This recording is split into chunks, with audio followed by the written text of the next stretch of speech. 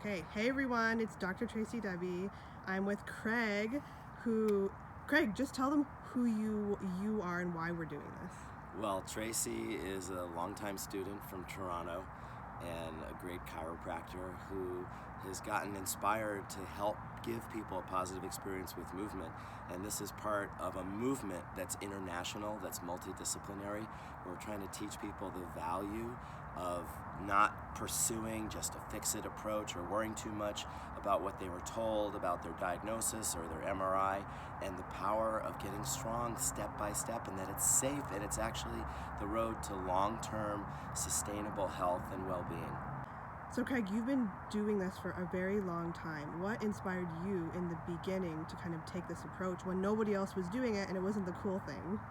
Well, it's still not the cool thing. The cool thing is True. lasers and stem cells and PRP, and the status quo is telling people that they're out of alignment and they have imbalances. But the real source of the source is that people are underprepared to do the things that they love and they're used to doing, and it's a tragedy, it's a travesty when doctors tell people that they should stop doing things that they love. If a runner has knee pain or heel pain when they run, and they rest and they get better and they go back to running and it hurts again, it's depressing. And the solution is right at hand. It's not complicated. It's not expensive.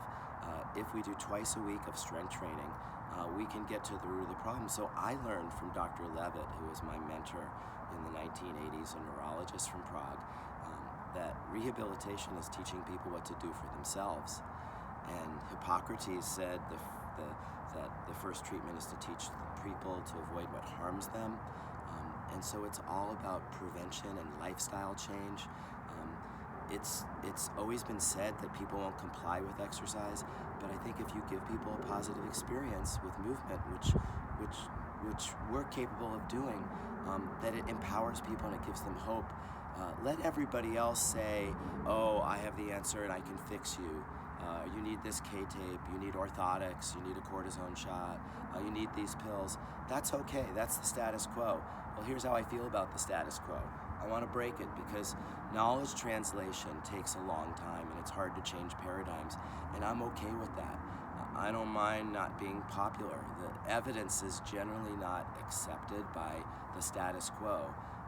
And so I'm comfortable getting out of my own comfort zone, and I'm comfortable being wrong, and I just like to learn new things that help get people better faster. So Craig, I talk a lot about mindset, and that's actually been a theme here over this weekend. So for our patients and my patients who are back at home, what would be like the one thing you could tell them about their mindset when they're making these changes, or that they want to make changes and they're not seeing results right away? You know, what could you tell them about their mindset? Oh, that's a good one. So your mental attitude is the umbrella over everything, and if you're lacking confidence, you want to find somebody who'll give you confidence. There is somebody who will build you up, and when you're confident, it doesn't mean that your journey is over. When you're confident, you become gritty. You have to find somebody you trust, somebody whose story makes sense to you, who listens to you. Find somebody who listens to your story, who hears your story. That empathetic person is the person who will really know what your goals are, and make sure you tell people what your goals are, not just what you think you need. I want to hear what people think they need, but then I also want to know what are your goals and what are your fears and your concerns and your worries. When I find out what your goals are, now I can see if you have what you need in order to achieve those goals. And I'll always find some low-hanging fruit. I'll always find something that's your kryptonite. And there's always a means to the end. So we don't do the thing that you can't do.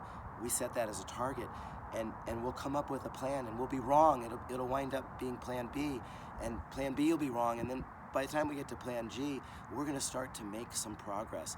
So it'll take time. So find somebody you trust, and that's a person who will listen to you and who's committed to showing you what to do for yourself.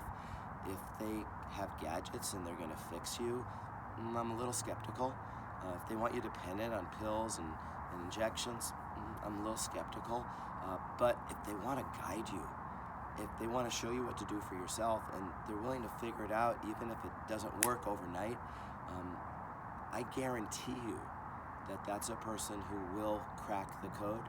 It's a deductive process. It's like Sherlock Holmes. We have to go through a checklist. We don't have all the answers.